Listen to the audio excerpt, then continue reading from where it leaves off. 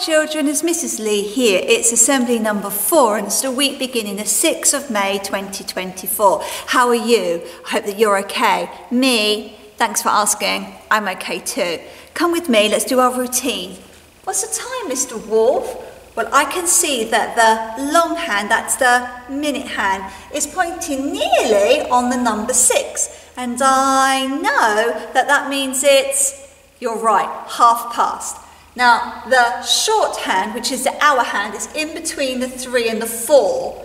So I know when I put it all together that it is, that's right, 3:30. 3:30.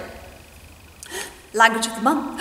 How exciting! Our language of the month has changed because we are now in the month of May. And Miss Reed would like us to learn how to say words and phrases in Filipino.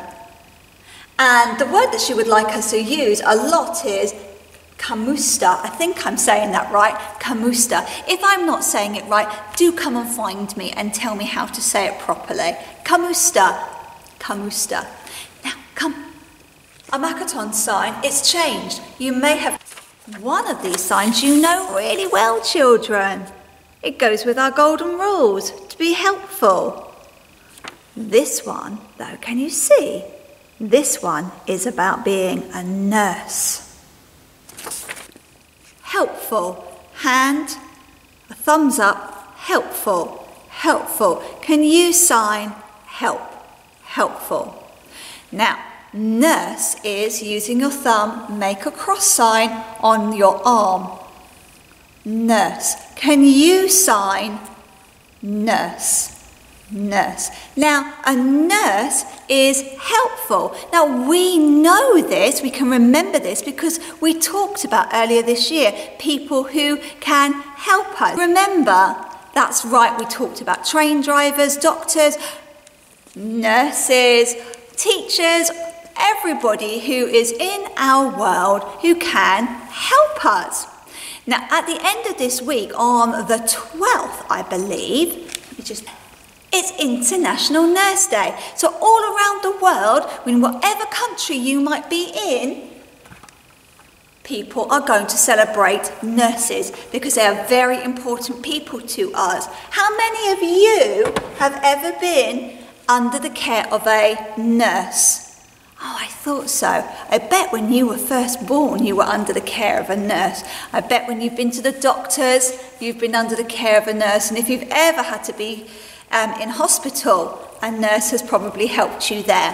Now, nurses can be old, young, they can be men, they can be ladies. Now, the 2 nurses that I would like to talk to you about are 2 nurses who are no longer here.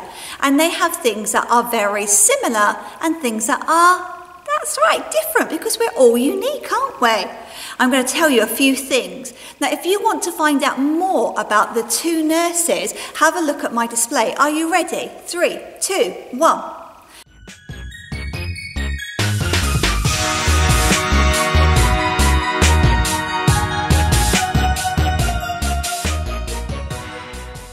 Did you see? I've got lots and lots of books that you can read about these nurses while you're waiting to eat your dinner.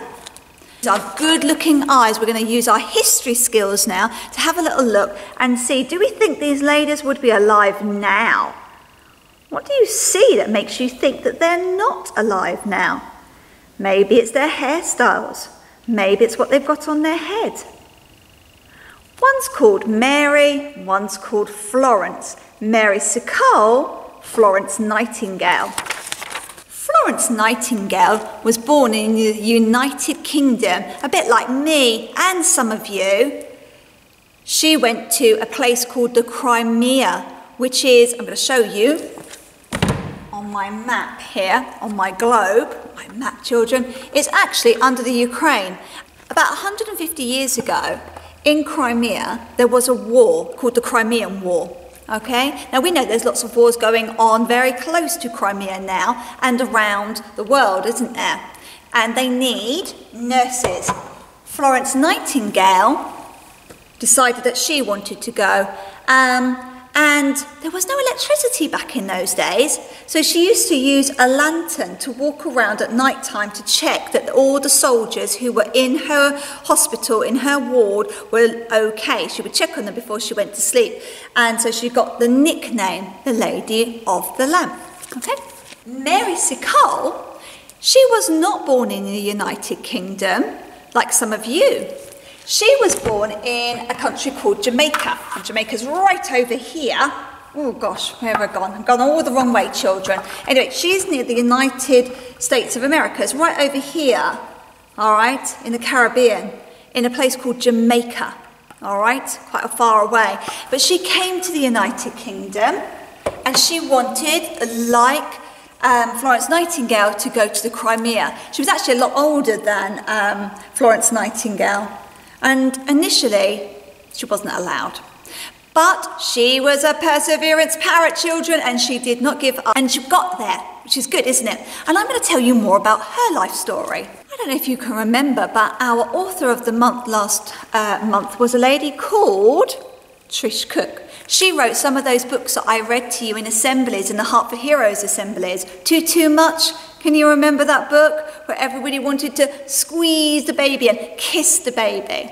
Well, Trish Cook has also written this book. Now, it's a non-fiction book, and it's about Mary Seacole. There once was a girl called Mary. She lived in an island in the Caribbean called Jamaica. Mary's mother was a nurse. She ran a hospital to look after the British soldiers and sailors. Mary's mother cooked for the soldiers and she treated their illnesses. Mary helped her mother make medicines from the herbs and the plants in the garden. I want to be a nurse just like you, Mary said to her mother.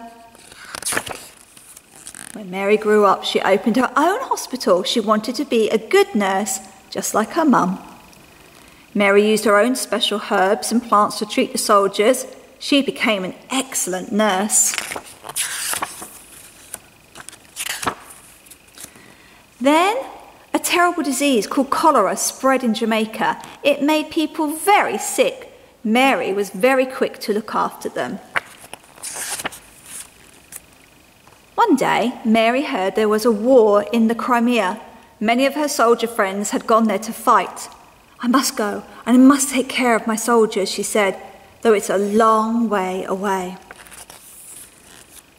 Mary sailed to the Crimea on a big ship called the Hollander. The ship was long and the trip was long and the sea was rough. But Mary wasn't afraid of the waves. She knew that she had to look after those soldiers. When she arrived, Mary went to the hospital in Scutari. There she met a nurse called Florence Nightingale, only for a little bit. Mary saw lots of injured soldiers and she wanted to help them, but there was no room for her to stay. Mary decided to open her own hospital in the Crimea instead, where she cooked and looked after the soldiers, very close to the front line. Every day, Mary went out onto the battlefield to help the injured soldiers. She wasn't even afraid of the bullets that flew everywhere. When the war had ended, Mary went to live in England. The soldiers held a big concert to thank her for making them better. As Mary grew older, she decided to write a book about her life, and now we can share all her many adventures. Gosh, that was quite a whistle-stop tour of Mary's life. But as I said, she found it a little bit difficult at first, but she did not give up. In fact, lots of nurses don't give up, and their work is very hard. They will see lots of things and hear lots of things, and they have to work long hours. Whew, I bet they're tired, aren't they? Now, we can help them. On the 12th, it would be really lovely if you could think about nurses. Maybe you could draw a lovely picture to take to your local doctors, to give to the nurses, to say thank you for all the hard work that the nurses do for us. Right. Well, children, I'm hoping that you are going to be very helpful around our school. Behind Mrs. Lee, there are that's right, the 7 golden rules, and they are there to keep everybody happy and safe. That's right. And everybody needs to keep the golden rules, including you. Everybody is making sure that those 7 golden rules are always in their head when they are walking around our school. Whether you are outside playing, whether you're in the classroom, making sure that everybody, including you, are following the 7 golden rules. Right, Mrs. Lee's going to finish there. I need you now though, children, all right, to have a little look around school. You can read lots of different books in our school. We're really, really lucky that there's lots of different displays. But I don't see people coming out and reading. That's such a shame. I know that Mrs. Dutoy has got our lovely big reading box outside on wheels, a big green box, hasn't she? I know that school counsellors helped her. I'm really looking forward to seeing more of you reading. If you would like to come and read a book, I'm happy for you to do that as long as you put them back where they belong once you've finished and you're being sensible. Okay, let's finish off with our school prayer. Ready? Help me to do the things I should, to be to others kind and good. In all my work and all my play, to grow more loving every day. Amen. Right. Have a lovely, lovely week, children. I hope that you are being very helpful and you're being like Mary and Florence, being like nurses around our school, making sure everybody is happy and safe. Bye.